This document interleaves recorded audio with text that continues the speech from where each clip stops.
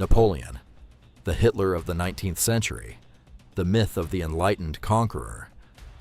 The world celebrates him as a visionary, an enlightener, and a genius who modernized Europe. French textbooks elevate him to the stars, and his name carries an aura of untouchable greatness. But what if this great man was actually just the earliest version of the tyrants we would look back on with horror a century later? What if his reformist endeavors were merely a facade for bloody plunder, paranoia, and the creation of an empire built on millions of corpses? Today, we take the mask off Napoleon Bonaparte and uncover the truth that historians have kept hidden under the rug for too long. It is undeniable that Napoleon was a reformer and achieved positive things in conquered lands, including the Illyrian provinces. Nothing should be viewed in black and white. There is often talk of French road construction, such as the completion of the Lusitania Road. However, Napoleon did not build roads for the benefit of the local population, but to manage conquered territories more easily.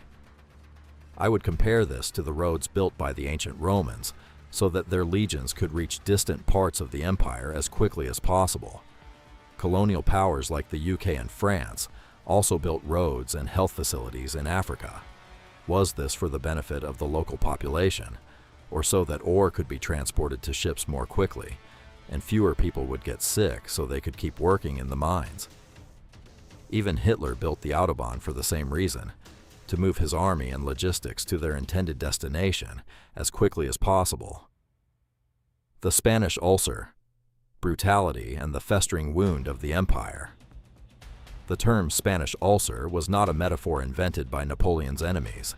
It was coined by Napoleon himself, as he realized the war was eating him from the inside out. Like a festering medical ulcer, the conflict in Spain became a wound that constantly drained the resources, time, and nerves of his army, preventing him from focusing on the rest of Europe. The Spanish campaign exposed the true nature of Napoleon's enlightened administration.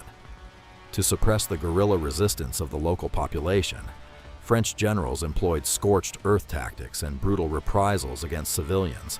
Cities were looted, the population was subjected to public executions, and churches and cultural heritage were systematically destroyed. Francisco Goya, the great Spanish painter of that time, immortalized these horrors in his Disasters of War series, depicting French soldiers hanging, massacring, and humiliating unarmed peasants. For Napoleon, the Spaniards were not people with a right to sovereignty, but rebels to be crushed at any cost. This ruthlessness turned the entire peninsula into a trap from which the French army could never escape. While he drew plans of his greatness in Paris, his soldiers in Spain were dying in ambushes, tormented by an embittered people to whom the liberal conqueror brought only death, hunger, and the plunder of their own homes. That war proved that Napoleon was not spreading freedom. He was imposing a tyranny that, when pressed by resistance, always reacted with the most brutal violence. The conduct of soldiers toward the population in the Illyrian provinces. There is positive talk about the fact that in 1806, the Croatian language was introduced in schools, and the first newspaper in Croatian, Kragujski Dalmatin, was launched.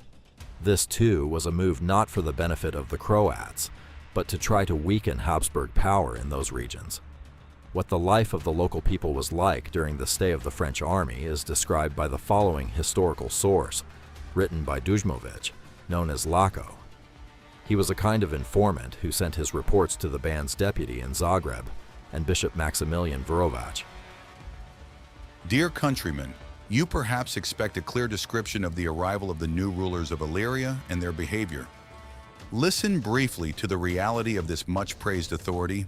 Firstly, the poor citizens and residents had to cook day and night for the French soldiers, provide for their drinking, or endure the rudest behavior, even giving up their own beds because the ones prepared for them were not good enough. One homeowner had to host 32 men. 5 barrels of wine were not enough for 3 days. For breakfast, the common soldiers would demand roast meat with several measures of wine, then afterward, brandy with bread. And in the evening, another warm meal of meat with such a quantity of wine that they would all go to sleep drunk. Most of them lie naked as the day they were born. And at this time of year, at 8 o'clock, they are all sleeping like the dead. The next morning, if the host or hostess, to please them or because they were abused, slept on the floor, the distinguished guests would mockingly ask for forgiveness, claiming they were all drunk. Regardless, the play or tragedy continues the next day. Often these Frenchmen, out of pure spite if the bed was not clean or elegant enough, would defecate in it just so they could get something better. The Code Civil meant nothing to the local population. It was important for them to survive the occupation of Napoleon's army. Taxes were increased due to the wars, and the local population was conscripted. Therefore, they had to go to war and risk their lives so that Napoleon could expand his empire. As for the positive achievements of the French Revolution and the struggle against the hated Bourbon dynasty and its overthrow, what did Napoleon do? He declared himself emperor in 1804. Flattering texts about him seem to have been written by French historians who consider him a demigod, but he is directly responsible for the deaths of millions of people. It is the same as what is taught in modern Turkey about the period of the Ottoman Empire, that the Ottomans contributed to development and peace in the conquered areas. They have obviously forgotten the impaling on stakes and other torments that their opponents went through. All those conquerors with a messianic complex, Alexander the Great, Attila, Genghis Khan, Napoleon, Hitler, etc., have the same desire, to conquer the world, but to rule it themselves. The result? Countless killed. The Louisiana Purchase, 1803. Territory as a commodity. Napoleon looked at the state and its possessions exclusively through the prism of military pragmatism. The sale of the vast Louisiana territories to the United States in 1803 is the best proof of this. Instead of building long-term French influence on the American continent, Napoleon sold this space for a pittance, turning it into a commodity with which he financed his war machines in Europe. It was the move of a man who does not see the future of the nation, but only the need for cash for the next campaign. The Continental Blockade, economic self-destruction. His attempt to economically destroy Britain through the Continental Blockade was catastrophic. Instead of weakening the enemy, the blockade exhausted his allies and France itself, causing hunger and internal discontent. This economic logic inevitably reminds us of Hitler's policy toward the end of the war, where Germany's resources were ruthlessly exhausted to maintain the illusion of victory, leading the country to total ruin. Napoleon and the Jews, the Bayonne Decree, as an instrument of discrimination. His alleged emancipation of the Jews is often highlighted, but the historical truth is extremely cynical. His policy was not motivated by altruism, but by strict control. The Bayonne Decree of 1808 was an extremely negative document that drastically restricted the economic freedoms of the Jewish population, imposed discriminatory conditions on them for trade, and annulled previous promises of equality. Thereby, he clearly showed that minorities were useful to him only insofar as they submitted to his absolute will. Nepotism, Europe as a family estate. Napoleon's contempt for democracy was also visible in the way he managed conquered territories.